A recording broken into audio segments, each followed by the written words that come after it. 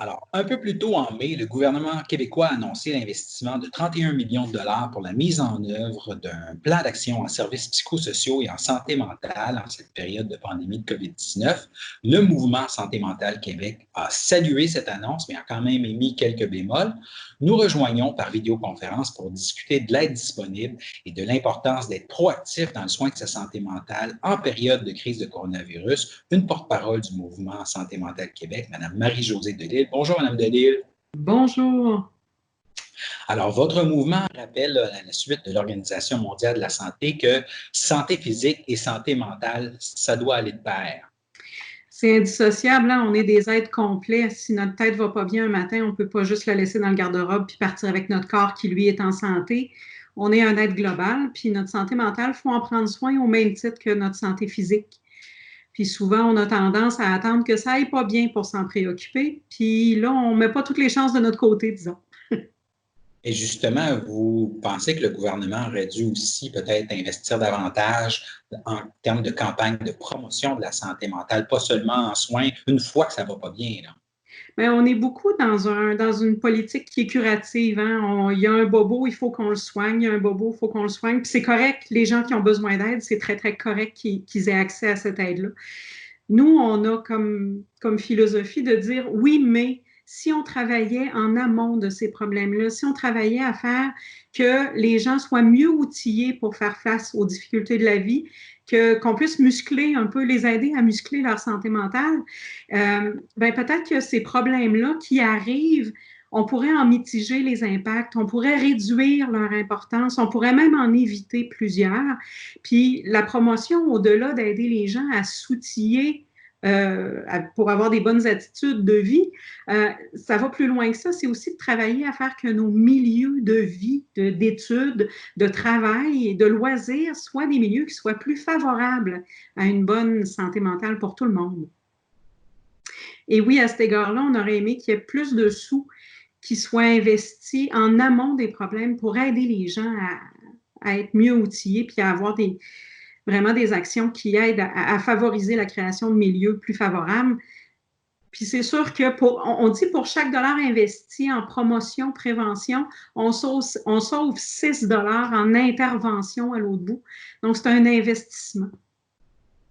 Et justement, c'est un peu là, pour informer, rappeler un peu aux gens comment prendre soin de leur santé mentale. Nous avons invité aujourd'hui. Et votre mouvement, le propose des outils, notamment 7 astuces pour se recharger. Pouvez-vous nous expliquer un peu qu'est-ce que c'est pour les gens qui ne seraient pas familiers avec ça? Oui, bien, les 7 astuces, en fait, c'est 7 facteurs de protection pour notre santé mentale. C'est des choses qu'on peut pratiquer au quotidien, qu'on peut appliquer à tous les jours pour développer ces habiletés-là qui vont nous aider à maintenir un meilleur équilibre. On va parler, par exemple, d'agir, de garder notre pouvoir d'agir sur les événements, parce qu'on a l'impression en pandémie qu'on l'a perdu, ce pouvoir d'agir-là, qu'il y a des hautes têtes pensantes qui pensent pour nous puis qui dirigent nos vies. Mais on a quand même du pouvoir sur certaines choses, sur notre façon de réagir, sur notre façon de respecter les consignes. Et il faut arrêter d'essayer d'avoir prise sur toutes les choses sur lesquelles on n'a pas de pouvoir, mais reconnaître celles sur lesquelles on en a et agir. Ressentir, c'est le thème de notre campagne cette année. C'est sûr que la pandémie nous fait vivre un espèce de cocktail d'émotions. Hein? On a des inquiétudes, on a des peurs et c'est normal de vivre des émotions comme celle-là. Mais il faut apprendre à les comprendre, ces émotions-là, parce qu'elles arrivent avec un message, elles se présentent avec un bagage d'informations qu'il faut apprendre à décoder. Et ça, c'est pas évident. Nos émotions sont les porte-paroles de nos besoins. Donc, si on ne comprend pas le message de notre émotion, on ne répond pas à notre besoin. Donc, on travaille à aider les gens à décoder cette langue étrangère-là, qui est le langage des émotions. Puis c'est comme apprendre à conduire manuel, c'est à force de pratiquer qu'on devient meilleur puis qu'on n'étouffe pas à chaque coin de rue. Sûr. Il y a s'accepter aussi, parce qu'à l'heure actuelle, on a peut-être l'impression que si on se définissait, par exemple, beaucoup à travers notre travail, puis qu'on l'a perdu, notre travail, on est un peu mélangé. On ne sait plus trop qui on est, qu'est-ce qu'on vaut. Faut pas oublier la personne qu'on était avant tout cet épisode-là, puis la personne qu'on est encore, nos forces, on les a encore. Peut-être va falloir apprendre à les utiliser différemment dans un autre contexte. Mais s'accepter, reconnaître ses forces, c'est encore quelque chose de super important pour sa santé mentale. Se ressourcer, prendre du temps pour se faire du bien, faire des choses qui nous font du bien. On a l'impression, pendant la période de confinement, on ne faisait rien, on était à la maison, on n'a pas besoin de se reposer. Mais se ressourcer, c'est plus que se reposer, c'est se faire du bien, c'est de remplir notre bocal à énergie qu'on vide à grands coups de cuillerée pour gérer notre stress, pour gérer notre quotidien, pour s'adapter aux changements que cette situation-là apporte. Fait qu'il faut leur remplir ce pot-là parce qu'il y a un fond. Hein? Puis à un moment donné, si on ne rajoute pas de l'énergie dedans, on va finir par l'attraper, le fond. Il y a découvrir aussi. Découvrir nos forces, parce que peut-être il y a des choses qu'on ne savait pas de nous qu'on peut découvrir pendant cette période-là. On peut découvrir des nouveaux intérêts aussi. On n'a jamais le temps de rien faire. On court toujours d'un bord à l'autre, puis là, on est comme en pause obligée. Là, tranquillement, on déconfine, on a un peu plus de liberté, mais ce temps-là, on l'a encore. Donc, pourquoi pas essayer quelque chose qu'on ne s'est jamais donné le droit d'essayer ou jamais donné le temps d'essayer? C'est peut-être là qu'on va faire une découverte qui va nous amener plus loin. Puis découvrir aussi, c'est le temps de découvrir comment on peut s'adapter mieux au changement parce que c'est sûr que le monde, comme on le connaissait avant, peut-être qu'il ne reviendra pas avant un grand bout de temps. Mais au lieu de l'attendre en tournant en rond comme des lions en cage, ben peut-être qu'on peut essayer de s'adapter à cette nouvelle vie-là, puis de découvrir des stratégies auprès de gens qui sont différents de nous, qui arrivent avec une vision complètement différente de l'affaire, puis qui vont nous amener des bons trucs pour aller un petit peu plus loin là-dedans. Choisir en fonction de nos valeurs. Peut-être que moi, j'étais dans un travail qui ne faisait pas mon affaire depuis des années, mais que bon, je restais dans ce travail-là, puis parce que je faisais du temps, parce que j'avais des bonnes conditions. Peut-être la situation à l'heure actuelle, elle va me permettre de faire d'autres choix, des petits ou des grands. Le changement de travail, c'est peut-être un grand choix, mais je peux continuer à choisir dans la situation actuelle. J'ai encore ce pouvoir-là. Puis j'ai le pouvoir de choisir, puis j'ai le pouvoir de changer d'idée aussi. Si je me rends compte que mon choix, ben finalement, c'était peut-être pas le bon. Fait que je peux le reconsidérer, puis c'est correct de changer d'idée. Et la dernière des 7 astuces, c'est créer des liens. Beaucoup de gens ont vécu de l'isolement. Là, on commence à réouvrir un peu les portes, mais on s'est rendu compte à quel point le besoin de liens sociaux est important pour les gens, puis qu'à travers la pandémie, ça a été mis à vraiment rude épreuve, notamment pour nos aînés, pour les personnes célibataires qui vivent seules à la maison. Ça a été, là, on s'est rendu compte qu'il y avait eu un bon pic de détresse. Là. Les demandes d'aide ont vraiment augmenté. Mais il y a des façons encore là de garder ces liens-là, que ce soit avec notre famille, que ce soit sur Facebook avec des amis d'école du secondaire qu'on essaie de retrouver, avec qui on reprend le lien, que ce soit avec des groupes, encore là sur les réseaux sociaux, avec des groupes d'intérêt, des gens qui partagent un intérêt, le même que nous, avec qui on peut échanger. Puis on parle beaucoup de réseaux sociaux, puis on va dire ouais, mais c'est pas tout le monde qui est branché, puis c'est pas nos aînés sont pas tous techno, puis sont pas tous à l'aise. Mais tu sais, le téléphone il existe encore, puis le papier, le crayon et la lettre et le timbre existent encore. Fait qu'on peut continuer de s'écrire, de se créer des liens et de les entretenir. Tu sais, l'humain, c'est une petite bête sociable, ça a besoin d'être entouré, cette petite bébête-là, puis c'est important d'entretenir ces liens-là.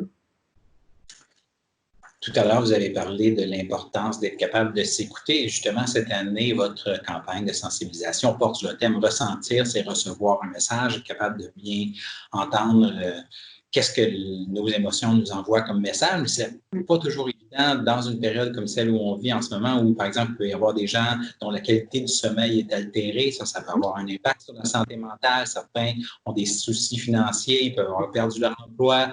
D'autres peuvent craindre pour la survie de leur entreprise. Puis même parmi les salariés qui ont encore un travail, il y a plusieurs qui doivent composer parfois avec une pression accrue de la part de leurs supérieurs. Ça peut hypothéquer la santé mentale, tout ça. Là. C'est sûr qu'on n'est pas dans une situation qui est facile, puis il n'y a pas, je dirais, il n'y a pas de recette miracle pour que demain matin, tout le monde se sente mieux d'un claquement de doigts. dans notre campagne Ressentir, c'est recevoir un message, ce qu'on offre aux gens, c'est 4 étapes pour accueillir l'émotion, observer ce qui se passe en nous, la reconnaître, l'accueillir, la nommer, puis choisir comment on va y répondre. Puis je le disais d'entrée de jeu, c'est un langage qui n'est pas évident à comprendre quand on n'a jamais porté attention à nos émotions, puis surtout en période de pandémie où on est vraiment à fleur de peau. On a peut-être l'impression qu'au fur et à mesure, ben, on s'habitue un peu à ce stress-là hein, qui est ambiant, puis que, ben, on finit par faire avec parce que c'est notre quotidien maintenant.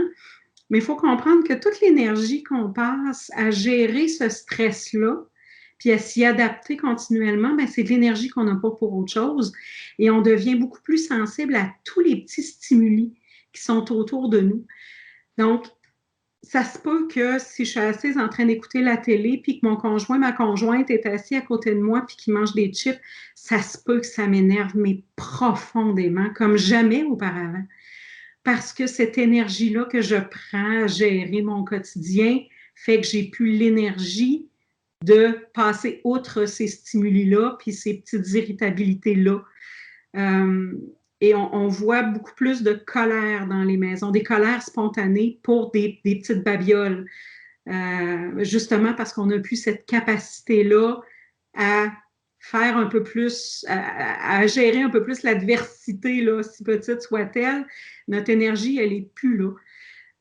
Puis là, nos émotions, elles arrivent en cocktail aussi. Là. Quand on a annoncé le déconfinement pour les écoles et les CPE, tranquillement, le retour à l'école, mais il y a des parents qui, à la fois, étaient soulagés parce que si tu as à télétravailler à la maison avec des enfants, c'est pas évident. Mais en même temps, qui se disaient, ben là, je me sens coupable parce que je suis soulagée de me débarrasser de mes enfants. Ça n'a comme même pas de bon sens. Je ne suis pas un bon parent.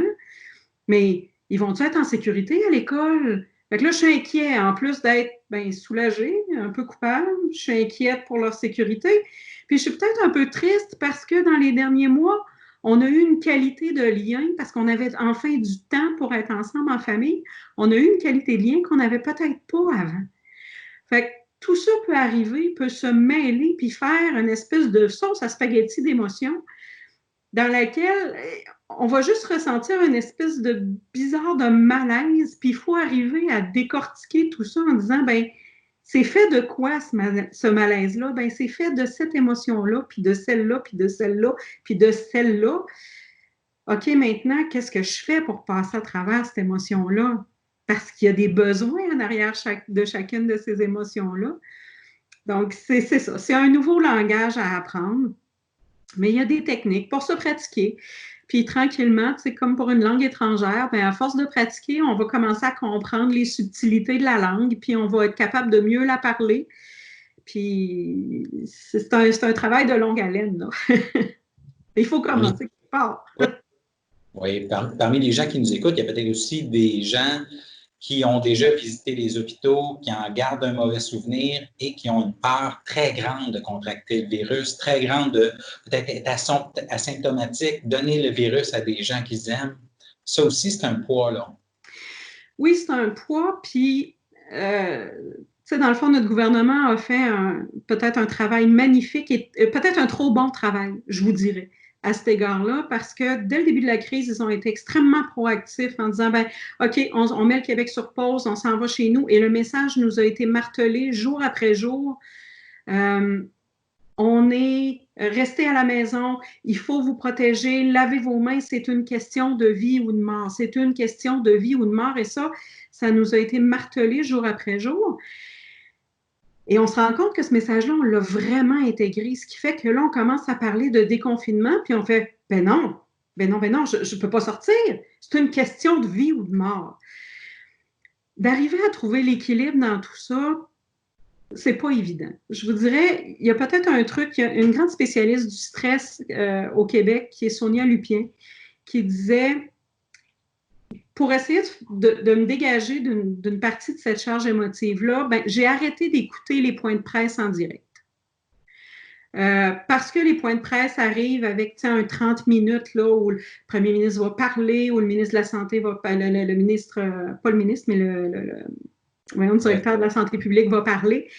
Il y a les questions des journalistes. Et là, on est dans une ambiance, là, il y a plus de cas, puis là, on remartèle le message, puis on baigne dans cette ambiance-là. Elle dit, j'écoute plus les points de presse, je lis les résumés sur les médias écrits. Donc, je prends mon cellulaire en après-midi, je vais avoir toutes les informations, mais au lieu de baigner 30 minutes dans cette ambiance-là, ben, je vais avoir un petit 2-3 minutes à lire les grandes informations, parce que c'est important de se tenir au courant, mais de les suivre en continu. Puis là, tous les gens qui suivent en continu là, sur les LCN, les RDI de ce monde, pour ne pas les nommer, les chaînes en continu, écoutez, sortez de là, ça n'a pas de bon sens de baigner dans cette atmosphère-là en continu. Il faut se donner du temps pour se faire du bien, il faut se donner du temps pour se libérer l'esprit. Puis il faut remettre les choses en contexte aussi. Je m'excuse, je n'ai pas entendu votre intervention. Et je faisais un clin d'œil au fameux slogan « La modération a bien meilleur goût ». Ça peut aussi être le cas en termes d'information sur la pandémie, là. Oui, bien, il y a des études qui ont été effectuées au lendemain des attentats terroristes à New York en septembre 2001, qui ont démontré que plus les gens ont suivi les informations en continu au lendemain des attentats, plus ils ont été susceptibles de développer des problèmes de détresse importants, des problèmes de stress importants, même s'ils n'avaient pas été témoins directement de l'événement, même s'il n'avait pas été sur place, il y a des gens qui développaient vraiment des stress très, très importants. Donc, je pense que c'est important de se protéger de ça aussi, de prendre une pause là, des nouvelles en continu, puis de voir d'autres choses, de se créer des occasions, de se faire du bien, de se créer des petits plaisirs, de rire, parce que c'est encore permis de rire, d'avoir du plaisir, puis de prendre soin de soi à cet égard-là. Pour ce qui est de la peur, ben, je vous disais, faut remettre les choses en perspective aussi. Je sais que Montréal est durement touché. Ce n'est pas le cas de toutes les régions qui ont peu de cas. Moi, je vous parle de Chaudière-Appalaches où c'est quand même bien tranquille chez nous, fait qu'on n'a pas la même pression à l'égard de cette peur-là. Elle est présente, mais elle l'est peut-être moins que dans un point chaud comme Montréal et les environs. Mais il faut remettre les choses en perspective aussi, là. Il faut compter le nombre de cas par millier d'habitants, puis se dire, les foyers sont concentrés, fort malheureusement, dans nos résidences pour personnes âgées. Mais ils sont là. La réalité fait que à l'extérieur de ça, c'est moins touché. Tu sais, il faut aller chercher des informations crédibles, puis essayer de désamorcer un petit peu son vent de panique, puis de remettre les choses en disant, mais écoute, j'ai pas de contrôle sur l'évolution de la situation, j'ai pas de contrôle sur la réaction de mon voisin, sur ses actions ou sur son inaction, s'il respecte pas les consignes, mais j'ai un contrôle sur moi, sur le fait de moi respecter les consignes, sur le fait de moi laver mes mains, tousser dans mon coude, respecter le confinement, tout ça. Fait il faut vraiment ramener sur les choses sur lesquelles on a un contrôle, parce que si on ne s'arrête qu'à ce qui ne va pas bien, puis à toutes les choses qu'on ne contrôle pas, effectivement, on se sent perdu, on se sent déboussolé. Puis c'est difficile de retrouver nos repères. Et s'il y a des gens qui ont besoin d'écoute, besoin d'aide, il ne faut pas hésiter à demander, là. Non, on n'est pas gêné, hein, quand on se casse une jambe d'aller à l'hôpital pour demander de l'aide à un médecin. Ben, pour un problème de blessure psychologique, on ne devrait pas plus être gêné. C'est tabou, c'est sûr qu'on a été élevé, puis c'est pas évident de parler de nos émotions. On parlait de notre campagne Ressentir, c'est pas évident de parler de nos émotions. On a des hommes qui ont été élevés pendant des années en disant un homme, ça pleure pas, une femme qui pleure est hystérique. C'est on vit dans ça aussi. Fait que de se réapproprier nos émotions, déjà, c'est quelque chose. Et la détresse psychologique a toujours été vue, perçue beaucoup comme une faiblesse, comme c'est la personne qui ne met pas assez du sien, qu'elle se brasse un peu, qu'elle travaille, qu'elle fasse quelque chose. Mais je veux dire, une maladie mentale, c'est une maladie. Tu sais, quelqu'un qui pogne un cancer, on ne dira pas « Hey, brasse-toi, là, fais quelque chose de ta vie ». On va juste comprendre que la personne est malade. C'est la même chose pour une maladie mentale. C'est la même chose pour un épisode de détresse. Si moi, j'ai une blessure psychologique, ben, je vais aller me chercher de l'aide. Et même si à l'heure actuelle, les organismes communautaires, peut-être les lieux physiques sont fermés, les ressources sont toujours au bout du fil. Les gens sont encore là pour supporter la communauté. Il ne faut vraiment pas hésiter à demander de l'aide si on en a besoin. Il y a des lignes d'écoute. Tu sais, quand on dit demander de l'aide, ça ne veut pas nécessairement dire de s'embarquer dans une session de 25 thérapies, là, une thérapie de 25 séances. Ça peut être juste de laisser aller un petit peu de pression en téléphonant à une ligne d'aide en disant Hey, aujourd'hui, là, je sens vraiment beaucoup, beaucoup d'inquiétude. J'ai de la misère à passer par-dessus. L'anxiété est vraiment présente. Puis juste de parler avec quelqu'un, de désamorcer la situation, ben, ça va nous aider à passer à travers. Fait que c'est normal d'avoir besoin d'aide. Notre santé mentale, c'est un équilibre qui est dynamique. On est toujours en train de jongler pour essayer de garder l'équilibre. Puis on est affecté par à peu près tout ce qui nous entoure. Fait que c'est normal qu'il y ait des hauts, qu'il y ait des bas. Mais quand il y a des bas, il ne faut absolument pas hésiter à demander de l'aide. Ça peut juste être bénéfique pour nous, là. Et les gens peuvent retrouver, là, s'ils veulent, les 7 astuces dont on a parlé, tout ça, ils peuvent retrouver plus d'informations là-dessus sur votre site. Oui, tout à fait. Être bien dans sa tête.ca. Aussi simple que ça, tout est là. Puis à travers le Québec, dans tous les groupes membres du mouvement Santé mentale Québec, il y en a un petit peu partout au Québec, sur les sites des groupes membres aussi. Toute l'information est là. Fait que cherchez mouvement santé mentale sur notre bon vieux Google et vous allez tomber là-dessus sans aucun problème.